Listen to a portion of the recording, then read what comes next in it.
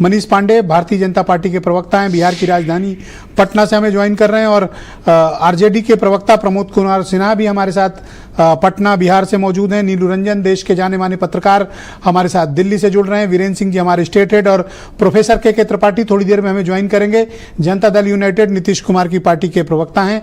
बहुत शुक्रिया और धन्यवाद आप सभी का। मनीष पांडे जी, कार्यक्रम की शुरुआत मैं आपसे करना चाहता हूं। जिस तरह के वीडियोस इंटरनेट पर वायरल हो रहे हैं, मुझे उम्मीद है कि आपने जरूर देखा होगा। क्या आपकी पार्टी इसके बाद भी ये समझती है कि जो हो रहा है जायज है और सही है?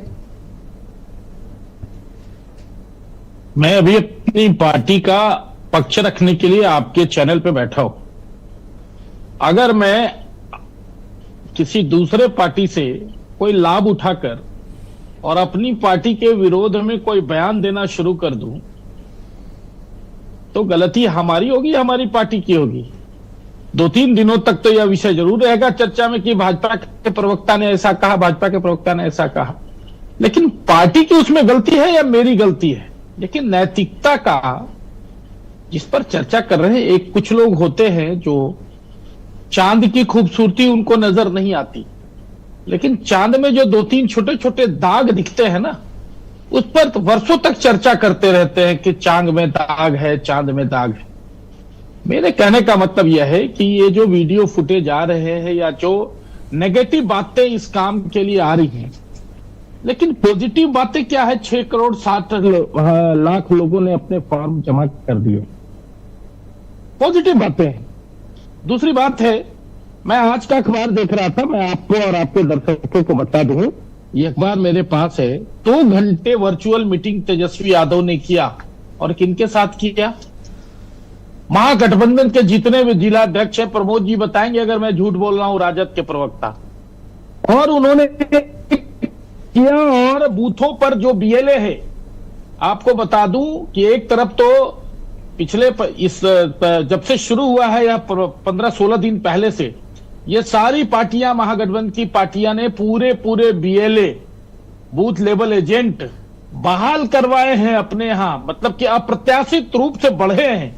इन्होंने एक तरफ तो बूथों पर पूरे तरीके से अपने कार्यकर्ताओं को लगाकर यो फॉर्म फिलअप का काम कर रहे हैं। देखिए, मैं मेरे पास उससे सबूत है। आज 2 घंटा वर्चुअल बैठक करके वहां पर उन्होंने कहा है कि राज्य में चल रहे मतदाता सूची का विशेष गहन परीक्षण में एक भी मतदाता न छूटे, घटक दलों के नेता या सुनिश्चित करें, हिदायत दी है। उसकी रिपोर्टिंग आई है। अब देखिए, ये कैसी दोहरी और दोगली नीति है।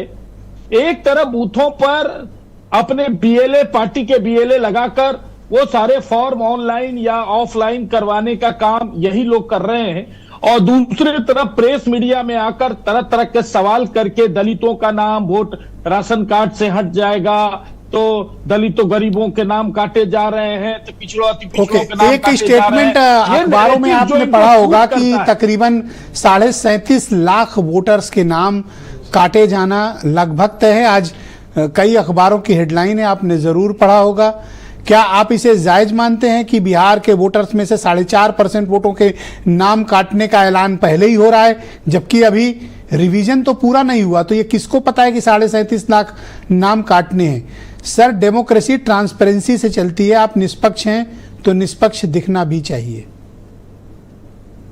देखिए, सबसे बड़ी बात तो कि मैं यहां चुनाव आयोग का प्रवक्ता नहीं बैठा, लेकिन पहले दिन से जब से यह विषय आई है, एक बात तो मैं बता दूं, जो मेरी जानकारी है राजनीतिक कार्यकर्ता के रूप में, कि चुनाव आयोग ने शुरुआती दौर में यह कहा कि 2003 में जो भी मतदाता थे, लगभग 4 करोड़ 98 लाख मतदाता, वो ऑलरेडी हमने उनका वेरिफिकेशन कर लिया है, उनको सिर्फ फॉर्मेलिटीज करनी है।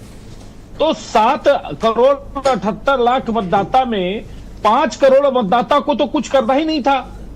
लेकिन पहले दिन से बिना कोई व्यवहारिक अनुभव लिए हुए सारी विपक्षी पार्टियों ने कैसा कैसा प्रोपगंडा किया हम लोगों ने तो देखा। पर आपको ये बात कैसे पता, और आपके पास इस बात के क्या एविडेंस हैं कि सब कुछ जो हो रहा है वो प्रोसेस ठीक है? तो लाखों लोग मर चुके हैं, उस लिस्ट से बाहर हो जाएंगे। क्या बिहार में अचानक से ये 7-8 लाख 10 लाख लोग मर गए हैं जिनके नाम काटे जाएंगे? 2024 में सम्मिलित थे। ये बात की तस्दीक कौन करेगा कि 15 लाख लोग स्थायी रूप से बिहार से जा चुके हैं बिना रिवीजन हुए? ये डेटा कैसे सार्वजनिक हुआ? सबको डाउट है, मेरी पर बात आप पूरी हुई इतना नहीं। श्योर कैसे हो सकते हैं? मुझे 20 सेकंड और देंगे, मुझे 20 सेकंड और देंगे। 30 सेकंड सर, 20 सेकंड और 30 दिया सर। हाँ जी बिल्कुल।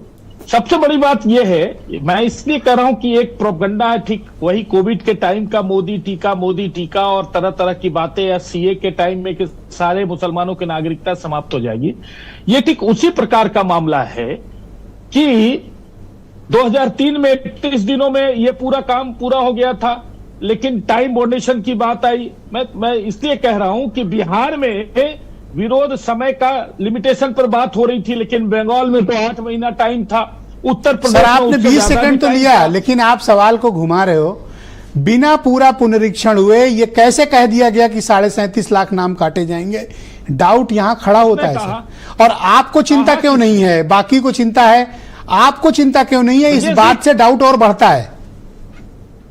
अब देखिए ब्रजेश जी, वो तो जब नोटबंदी हुई थी तब भी चिंता किसी और की थी, जब सीए लागू हुआ था तब भी, जब आर्टिकल 370 जब हटा था इस देश से तभी चिंता किसी और को थी। अब ये इसका सवाल तो आप उन्हीं से पूछे कि आप इतने चिंतित क्यों आपको होते हैं फिक्र देश क्यों में, नहीं जब है? कोई सबसे बड़ी परिवर्तन फिक्र इस करने बात की कोशिश है। आती है। देखिए ये वही लोग हैं जिन्होंने सुप्रीम कोर्ट पर भी सवाल उठाया, ईडी और सीबीआई पर थैंक यू सवाल सर, उठाते हैं। आपको मैंने 1 मिनट दी। जरूरत आती है। Thank you sir, thank you. CBI please continue with sir. मैं